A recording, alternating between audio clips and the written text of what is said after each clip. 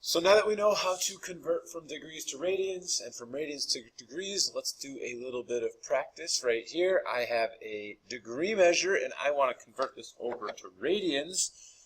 So I would be thinking here we have to multiply by pi over 180. And hopefully you can simplify your fractions. When you get real good, you realize 45 actually goes into both of these. And this would be 3 and 4, so you would say 3 pi over 4, although there's a number of different ways to get to that work. That's the quickest. Here you got 540 degrees. It's the same exact work multiplied by pi over 180. 180 goes into 540, I believe 4 times. I'm sorry, I mean 3 times. So we're going to be able to say actually 180 goes into both of these. 3 pi. When you think about 3 pi, well, 2 pi is 1 full revolution, 360 degrees. 360 plus 180 is 540, so this would be 1.5 revolutions. If you were graphing this, there's your initial side. You would graph a full revolution, then another 180 degrees, and it would actually be a straight line. That would be 540 degrees. Here we got some. Here we have a radian measure. I know it's a radian measure because it doesn't have the symbol, the degree symbol, so I know that's radians.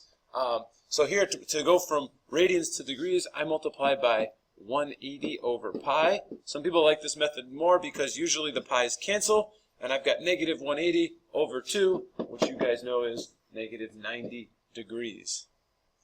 A tricky one, it's ones that people sometimes stumble on, because this, how do I know it's radians? Well, it doesn't have a degree symbol, so that means it's radians. Well, if it's in radians, I want to go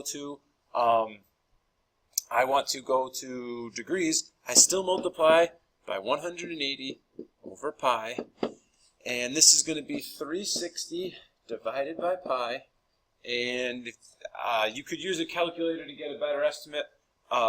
It's in the 120 something range. One way, that's, again, that works out. Hopefully from your exercise in class, you saw that 1 radian is approximately equal to 57 point, I think it's 3. But that's the approximate value for 1 radian. So if you have 2 radians, then our answer would be somewhere in the 114 range. When you put this in a calculator, you should get somewhere around 114 degrees. Again, that's estimating. I didn't take the calculator out. What I do want to stress, this formula has tripped students up for years. So arc length is a term that you use in circles. Obviously, when you measure a full circle, you're measuring the circumference. When you're measuring an arc, well, here's an initial side, and maybe I only want to know the distance of this curved line right here. That would be an arc length. That is what this formula is going to help. But this formula that we are about to talk about only works when you are in radians. Let me repeat that. This formula only works when you are in radians, meaning it does not work when you are in degrees. That's so.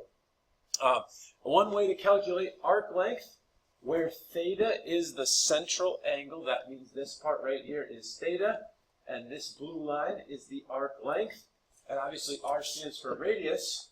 All you have to multiply is r times theta, and it'll get you the arc length only if theta is in radians. Okay, so here is the most common, and I don't want to call it a trick question. It checks if you understand the formula. A circle has a radius of 4. Find the arc length with a central angle of 240 degrees. So if I was to draw 240 degrees, so here's a circle. We'll label its radius of 4. 240 degrees would be kind of into this, so that would be right here, 240 degrees. The common mistake people make is they multiply 240 times 4. That is incorrect. They think they're using the formula correctly. They think they're using S equals R theta, but the big part is theta must be in radians, meaning this is in degrees, so I have to convert it over. 240 times pi over 180. 240 degrees is going to be 4 pi over 3. Think about it, you can cancel out the zeros, and then 24 over 18, 4 pi over 3. So this 240 degrees is the same as 4 pi over 3. Well, now if I need to calculate arc length, I can take my radian measure and multiply it by my radius and do 4 pi over 3 times 4 and get my final answer, 16 pi over 3. This is a different formula than you used to have a formula that worked in degrees, and you could still use that formula. If you recall, you did the central angle in degrees, so you used your degree measure over 360 times 2 pi r. That's the old formula. This old formula, obviously, that works for degrees, right? This is the formula that works for degrees. We are now using one that works in radians. So it's good to know both. You could use either. I do think this multiplication is much easier than this multiplication, but up to you. They both get you the same answer.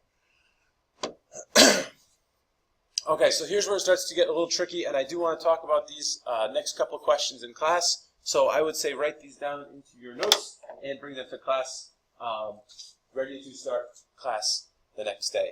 I will see you tomorrow.